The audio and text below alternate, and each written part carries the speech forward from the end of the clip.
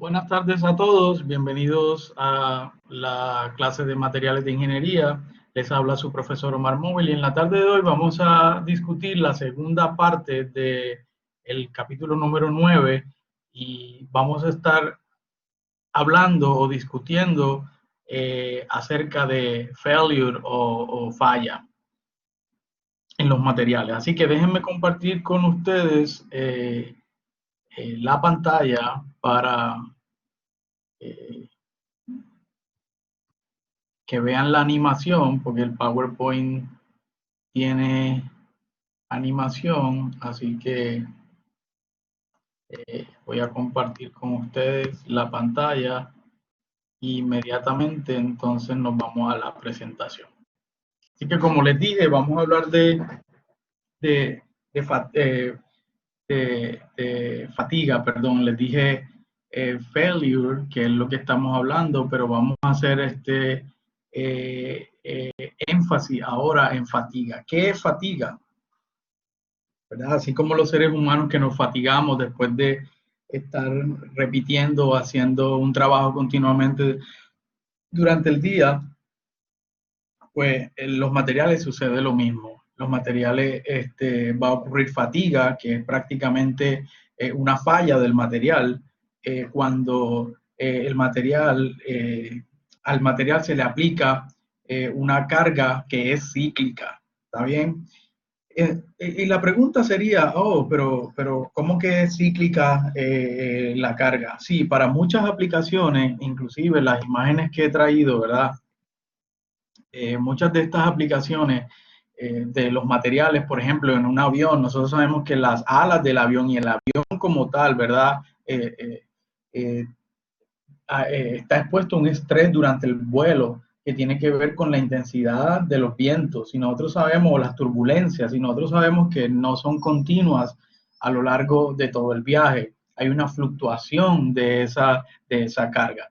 Igualmente en un puente, ¿verdad? Que sabemos que las columnas que están bajo compresión, o si es un puente cableado como este, hay cables en tensión, pues eso, el estrés de compresión y de estrés no es constante, porque por el puente no pasa el mismo flujo de carros o el peso de carros durante todo el día. Hay horas picos en donde obviamente, ¿verdad? Ese estrés se incrementa, hay horas en los que se disminuye.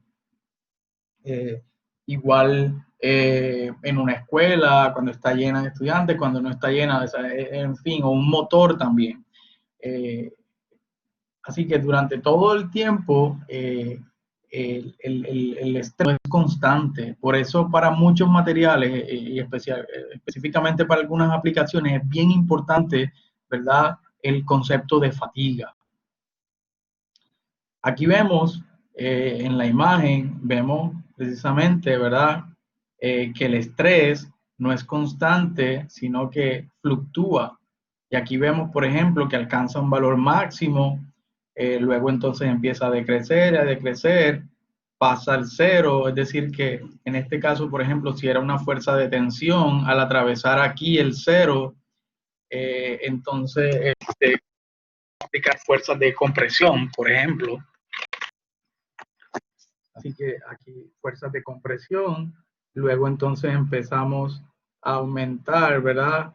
Hasta nuevamente pasar al ciclo de tensión, así que hacia ¿verdad? Fuerzas de tensión. Así que aquí vemos un ciclo completo y aquí empieza otro ciclo completo, ¿está bien? Así que de esto se trata, de este tipo de estrés que no es continuo, sino que más bien es cíclico y es cambiante. Hay diferentes tipos de experimentos, necesariamente usted tiene que ir hay experimentos, por ejemplo, en donde la media, aquí vamos, el estrés medio es cero, porque usted aplicó, ¿verdad? Exactamente ¿verdad? El mismo rango de tensión y luego en compresión, así que cuando saca la media, prácticamente queda en cero, ¿verdad? Porque serían signos positivos y signos negativos de compresión. En este caso vemos que no es simétrico hacia el cero, por eso la media está por encima de cero. Y vemos este valor de estrés medio, que es el average of the maximum and minimum stress in the cycle. Así que vemos aquí este valor. Y el estrés amplitud es la mitad de ese rango de estrés. Aquí vemos la mitad de ese rango de estrés y esto es lo que se conoce como el estrés amplitud. No necesariamente usted tiene que aplicar compresión, pueden ser ciclos que todo el tiempo están, ¿verdad?, en tensión por encima de cero. Pueden ser ciclos completamente asimétricos, como le dije a usted, que la media está aquí en cero. En fin, usted puede diseñar su experimento. Algo bien importante, ¿verdad? En el caso de la fatiga, es que la fatiga, o sea, que puede ocurrir fractura del material, inclusive cuando usted está aplicando estrés, o mejor dicho, se llama fatiga o la fatiga ocurre cuando el material se fractura al cargas aplicadas que son menores del yield stress. ¿Se acuerdan cuando en el capítulo 7 hablábamos del yield, que prácticamente ese valor en donde empieza la deformación plástica? Pues inclusive a valores de estrés menores puede haber fatiga cuando repetimos cíclicamente, ¿verdad? Ese estrés. Así que por eso es que es bien importante para muchos materiales, porque pueda que haya deformación plástica y fractura, o fractura, mejor dicho, no necesariamente a un estrés bien alto, puede ocurrir a estrés bajos, menores que el gel, y por la sencilla razón de que estamos aplicando continuamente, repetidamente, ciclos de estrés. Eso es lo que se conoce como fatiga, y es bien importante que estamos hablando de cargas que están por debajo del yield stress. Es tan importante la fatiga que se cree que más del 90% de las fallas de materiales de ingeniería o las fallas mecánicas ocurren debido a la fatiga de las piezas o a la fatiga del material. De nuevo, el 90% de las fallas mecánicas en ingeniería ocurren debido a la fatiga del material cuando está expuesto cíclicamente a un estrés. Les recomiendo que por favor revisen estos videos de algunos materiales que están siendo evaluados y ustedes van a ver cómo se aplica el estrés cíclico en el material para observar su comportamiento. Es bien interesante, así que por favor estudienlo, pueden venir preguntas para el examen de esos videos. Los tipos de fatiga. Ok, hay materiales que cuando usted estudia el estrés amplitud que acabamos de ver, ¿verdad? ¿Cuál es el significado de la S, de la amplitud S, ¿verdad? Lo acabamos de ver acá, vamos a volverlo aquí. S es prácticamente la mitad del rango de estrés, ¿está bien? Así que cuando graficamos diferentes estrés aplicados versus el número de ciclos que aguanta el material, vamos a suponer que aguantó 1, 2, 4, 5 mil ciclos, ¿está bien? O 10 a la 3. Serían 1000 ciclos. O 10 a la 5, 10 a la 7, 10 a la 9. Nosotros observamos, ¿verdad? Por ejemplo, hay materiales que se comportan como en la gráfica número 1. Disculpen que hay música por allí pasando a todo volumen. No sé si lograron escuchar, las ventanas están abiertas. Nada. Y tiene lógica, ¿verdad? Cuando esa amplitud, ese estrés, la amplitud del estrés amplitud es bien alto, pues vemos un menor número de ciclos. O sea, la vida útil antes del failure del material es mucho más corta. A medida que yo disminuyo la amplitud, ¿verdad? El estrés amplitud, vemos que el número de ciclos empieza a aumentar, ¿verdad? Empieza a aumentar, empieza a aumentar, empieza a aumentar. Después de cierto estrés, yo noto que se forma un plato, ¿verdad? Veo que a ese estrés puedo obtener 10 a la 6, 10 a la 7, 10 a la 8, 10 a la 9, o sea que prácticamente, ¿verdad? Se forma un plato. Eso es un indicativo de que este tipo de materiales presenta un fatigue limit, que es prácticamente este valor que usted tiene aquí. Y eso es bien interesante porque eso quiere decir que si usted trabaja un estrés por debajo de ese límite, usted tiene asegurado, ¿verdad?, que el material no va a fallar inclusive a un número considerablemente alto de ciclos. La teoría dice infinito número de ciclos, pero sabemos que en la vida real infinito, ¿verdad? Vamos a hablar de, yo leí, no sé si la recuerdo, que más o menos es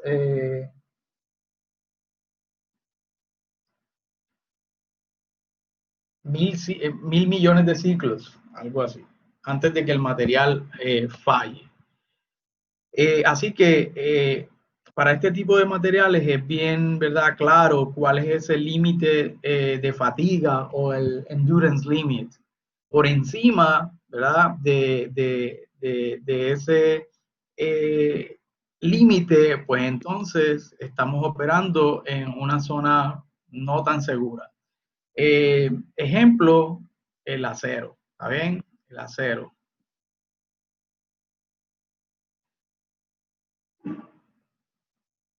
Vemos entonces ahora, es bien importante, for many skills, vemos que ese límite de fatiga es más o menos 35 a 60% del tensile strength, que ya usted sabe cuál es, ¿verdad? El máximo en la curva strength versus strength. De nuevo, para estrés, amplitud por debajo del límite de fatiga, no hay fatiga, o por lo menos a un alto número de ciclos. Para otros materiales, ¿verdad? Podemos observar que ese límite no está presente. No vemos ese plató que veíamos en la curva de materiales que presentan un límite de fatiga. Así que como no hay ese plató, no hay un fatigue limit, sino que es una tendencia downward trend. Obviamente, a medida que, ¿verdad?, disminuyo el estrés, voy a obtener un mayor número de ciclos, o sea, que no veo este plató allí. En ese caso, pues yo lo que tengo que hacer es ser puntual y especificar. Por ejemplo, yo quiero que el material dure 10 a las 7 ciclos, operen hasta 10 a las 7 ciclos. Eso es un tiempo de vida útil sin que se fatigue. Entonces yo tengo que diseñarlo, ¿verdad?, a este estrés amplitud. Si ese estrés de amplitud no se sobrepasa, pues yo voy a trabajar en una zona segura, o sea, que es puntual porque no tengo ese límite de fatiga. Si quiero que dure 10 a las 9 ciclos, pues tengo que trabajar a este específico de, eh, de estrés amplio. O sea, que tengo que ser bien específico. Ejemplos de materiales que no presentan un límite de fatiga: aluminio, cobre, magnesio. ¿Está bien? Ahí está, lo tenemos, que no son, usualmente estos son materiales ferrosos, estos son no ferrosos. Cuando veamos el acero en el capítulo 10, usted va a entender mejor, ¿verdad?, por qué hablamos de material ferroso para el acero. Vamos entonces ahora a el fatigue behavior of polymers. Aquí vemos en la gráfica, por ejemplo, que este material, el PMMA, el PP y el PE, exhiben un límite de fatiga, así que por debajo de este límite trabajamos de manera segura, por debajo de este límite también, por debajo de este límite también. Sin embargo, el PET, que es con el que están hechos la mayoría de las botellas de agua, y el nylon, mucha ropa está hecho nylon completamente seco, porque cuando está húmedo pueden suceder, ¿verdad?, algunas otras cosas, porque la humedad puede, en cierto modo, darle propiedades de plásticas o plastizantes, no sé cómo decirlo en español, plasticizer al polímero. Así que vemos que el PET y el nylon no tienen ese límite de fatiga o el endurance limit. Cuando vemos imágenes de una fractura que se dio por fatiga, el material se fatigó y ¡pac! Se fracturó. Es bien interesante, ¿verdad? Porque vemos un centro y entonces vemos ciertas marcas que en inglés se le llaman las clamshell marks, y esas marcas son evidencias de las interrupciones del crack growth durante, son evidencias de la interrupción durante el crack propagation. ¿Por qué hay interrupciones del crack propagation? Porque acuérdense que usted aumenta, disminuye, aumenta, disminuye, aumenta, disminuye el estrés. Así que por eso ve ese tipo de interrupciones. Cada banda representa un periodo de tiempo sobre el cual crack growth ha ocurrido. Es bien interesante. Cada periodo, cada banda. ¿Por qué? Porque el crack growth no ocurre de manera continua, porque estamos cambiando el estrés, aumentándolo, disminuyéndolo, aumentándolo, disminuyéndolo. Así que cada una de esas marcas o bandas representa prácticamente un periodo de crecimiento de el crack growth. Y vemos entonces aquí en el centro el origen de ese crack. Ahora vamos a ver algo bien interesante que ocurre en algunos materiales, especialmente cuando las temperaturas son altas. Y vamos a ver ahorita el rango de temperatura en el que estamos hablando. Hasta ahora nosotros hemos siempre, y sobre todo en el capítulo 7, cuando veíamos las curvas de estrés versus strain, el estrés siempre aumentaba, ¿verdad? Para generar un strain o una deformación en la pieza o en el material. Entonces la pregunta es, do we always need to increase the stress to increase the strain? O sea, que siempre es necesario aumentar el estrés para tener deformación en el material. Pues no, algunos materiales a elevadas temperaturas exhiben algo que se llama el creep o creeping. ¿Qué es eso? Si vemos el experimento, ¿verdad? Yo puedo tener una pieza y mantenerla en tensión a un estrés constante a lo largo del tiempo. Miren que el estrés no varía a medida que empieza a correr el tiempo. Pero esa muestra, inclusive bajo un estrés constante, ella va a mostrar deformación. ¿Ven? Ella va a mostrar deformación.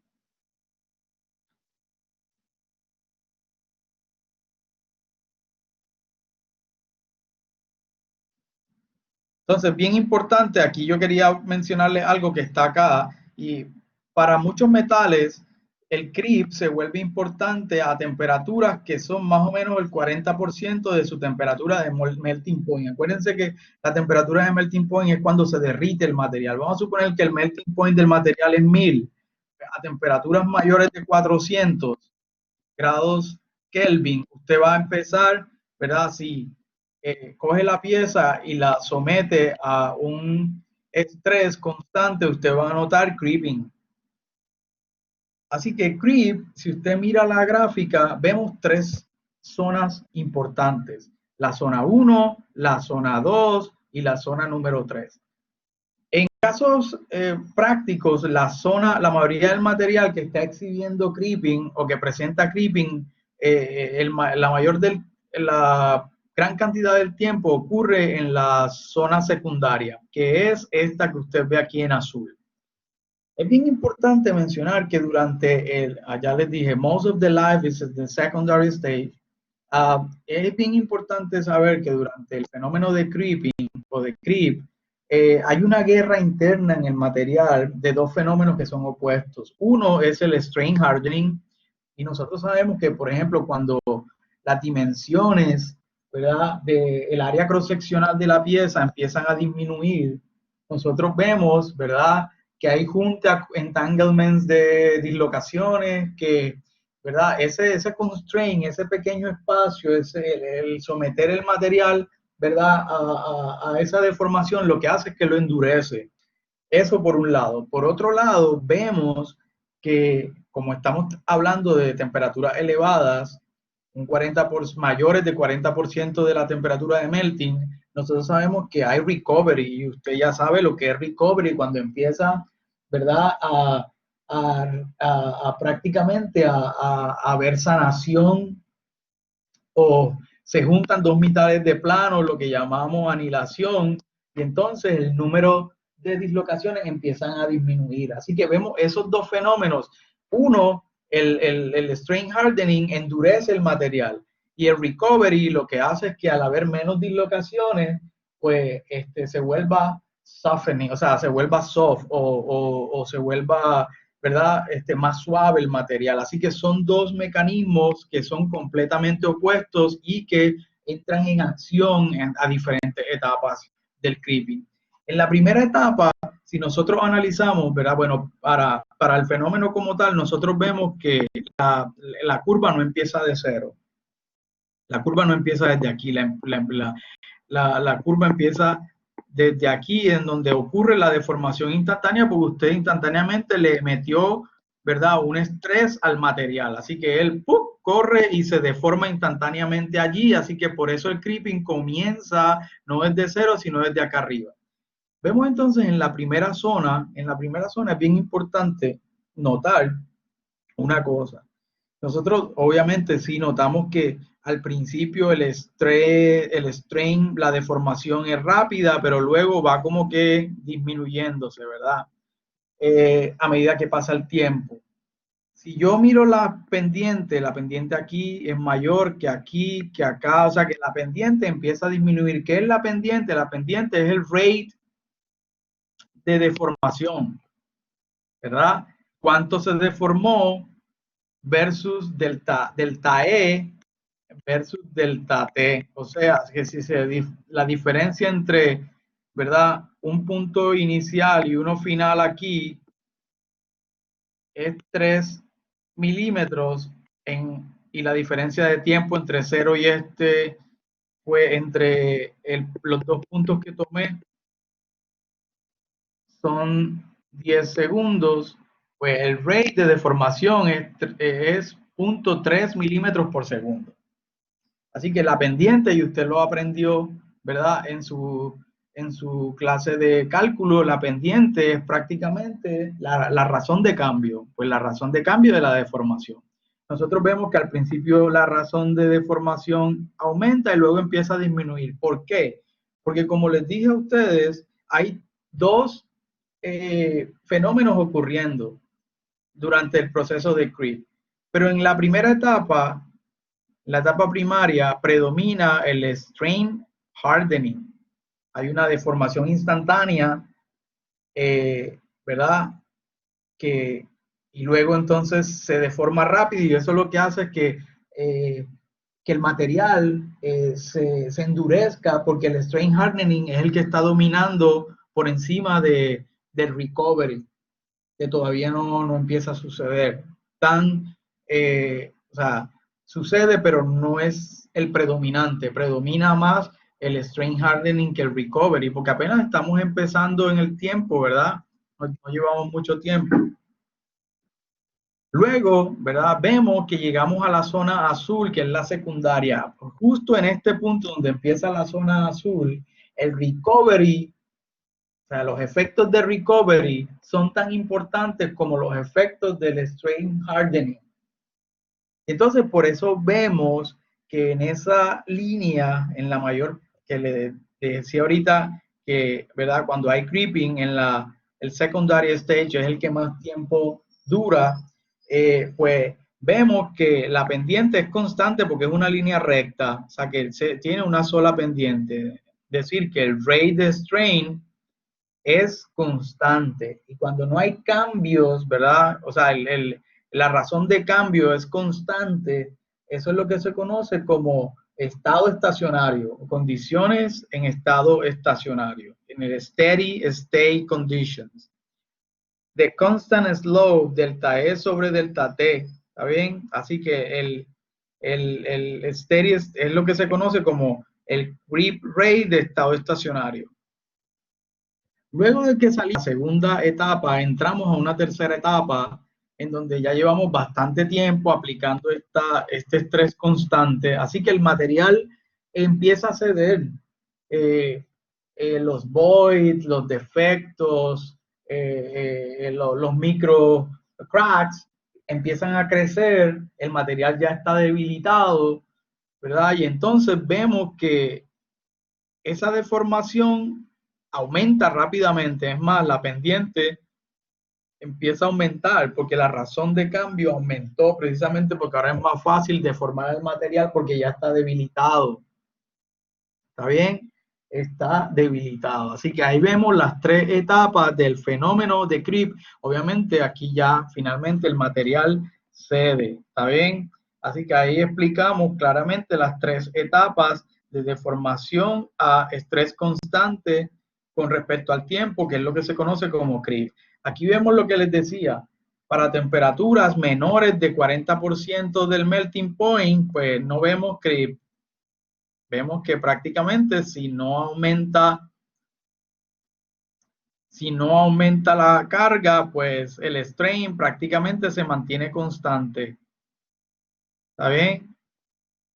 A temperaturas mayores que 0.4 del melting point, vemos por ejemplo a esta temperatura claramente el comportamiento de creep. Vemos las tres zonas aquí, vemos las tres zonas aquí. Y lo importante es que si usted mira en la segunda etapa, ve claramente que la pendiente aumentó, o sea que la razón de cambio de deformación aumenta.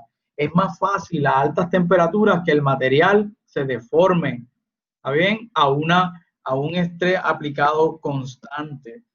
Y más importante aún, cuando yo aumento la temperatura, veo que toma menos tiempo cada vez en que el material se fracture completamente después de demostrar creep, un fenómeno de creeping. Lo que les decía, cuando empieza la zona secundaria, el strain hardening se balancea con el recovery, o sea, son igual de importantes, tanto el hardening como el recovery. Así que ya ha pasado tiempo a esa elevada temperatura, el recovery empieza a mostrar su influencia, su efecto, así que el material, ¿verdad?, que era completamente rígido, empieza entonces a ganar ductilidad hasta llegar a un punto en donde se balancean esos dos fenómenos y ahí es donde empieza la zona secundaria. Si yo quiero calcular el stress range o el rate de deformación en un fenómeno de creep, puedo usar esta fórmula que usted ve acá donde el K corresponde a una constante, esto corresponde al estrés aplicado, N, que es el exponencial, que es un parámetro que depende del material, y Q sub C es la energía de activation energy for creep, que también depende del tipo de material, porque usted necesita, ¿verdad?, una energía de activación para que empiece el fenómeno de deformación por creep. R y T, R es la constante que ya usted ha usado, ¿verdad? Y T es la temperatura en Kelvin. Así que si nosotros vemos, por ejemplo, esta curva en donde vemos el estrés aplicado versus el steady state creep rate que ocurre en la segunda zona en porcentaje por cada 1000 horas, por ejemplo, se deformó un 30% por cada 1000 horas, pues vemos lo siguiente, vemos que por ejemplo a una temperatura baja de 427, el creep rate, vamos a mantener constante el estrés aquí, más o menos esto es como 50. A 50 y a 427 grados Celsius, yo puedo mirar que el creep rate, la rapidez de creep, es más o menos 10 a la menos. Sin embargo, cuando la temperatura aumentó a 538, a ese mismo estrés, yo veo que ahora la rapidez de deformación también aumentó y alcanzó más o menos valores de 1, por lo que les decía, a mayor temperatura, ¿verdad?, el material va a ceder muchísimo más. Los efectos de creep son más notorios a ese estrés aplicado, así por eso vemos que es mucho más rápido, ¿verdad? El fenómeno. Strain rate increases with temperature and obviously también va a incrementar con el estrés. Porque si, por ejemplo, a 427 grados Celsius, si el estrés no hubiese sido 50, sino 100, pues mire todo lo que aumenta, ¿verdad? Así que el strain rate aumenta tanto con la temperatura como con el estrés que se aplica y se mantiene constante sobre el material.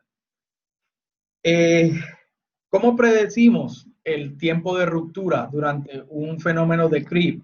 Pues podemos utilizar esta fórmula que usted ve acá, donde T es la temperatura, 20 pues obviamente es una constante, el logaritmo de la temperatura del tiempo de ruptura o de falla, y L es una función de estrés aplicado que se puede leer en tablas. Así que si yo quiero estimar el tiempo que tarda en romperse el S59 Iron a una temperatura de 800 grados Celsius aplicando un estrés de 20.000, pues yo voy a ir a esta gráfica en donde veo el estrés aplicado versus la función L en Kelvin hora, y aquí está en PSI. Pues lo que voy a hacer es que a 20.000, porque esto está multiplicado por 10 a la 3, así que esto es 20.000 a 20.000 sobre la curva, voy a leer la función L, que es 24. Así que, ¿qué voy a hacer? Voy a reemplazar la temperatura en Kelvin, que sería 800 más 273, eso me da 1073 Kelvin, por 20 más el logaritmo de TR, que es el tiempo de ruptura, que es lo que me están preguntando que calcule. Eso va a ser igual a ¿qué? A 24 por 10 a la 3, que es L, que lo leí de la tabla. Despejo TR de esta ecuación y entonces obtengo que el tiempo de ruptura es 233 horas cuando el S59 Iron se expone a 800 grados Celsius y se le aplica un estrés constante de 20.000 PSI. Ahora vamos a hacer cálculos también para el S590 Iron, pero ahora a una temperatura más baja de 750. ¿Usted qué piensa que va a suceder a una temperatura más baja cuando el estrés aplicado también es 20.000 como acá?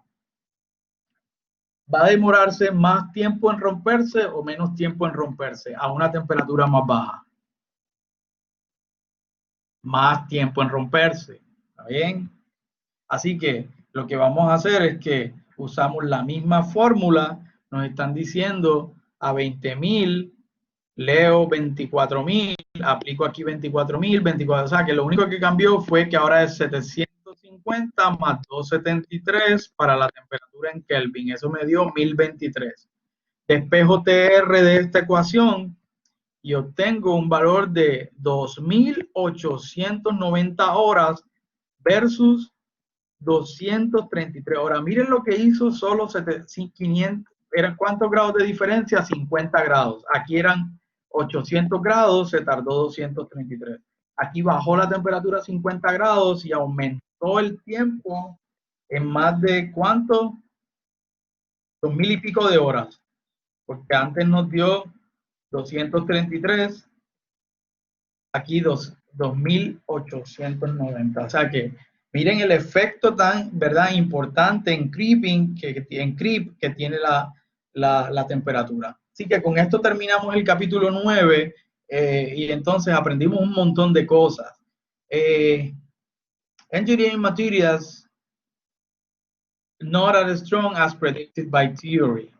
Flaws act as a stress concentrator, lo que les decía, los defectos, flow, vacíos, defectos, ¿verdad? Que tienen las piezas o los materiales como efecto de su fabricación, son stress concentrator. Allí que concentra el estrés y por allí es donde empieza a fallar el material, por allí es donde empieza a crecer, a formarse la grieta, a crecer la grieta y a propagarse hasta causar falla. Los sharp corners, produce large stress concentrations and premature failure. Así que por eso se evita en muchos diseños de piezas que van a estar constantemente, ¿verdad?, sometidas a estrés o a estrés. Por eso se eliminan, ¿verdad?, los corners y se prefieren,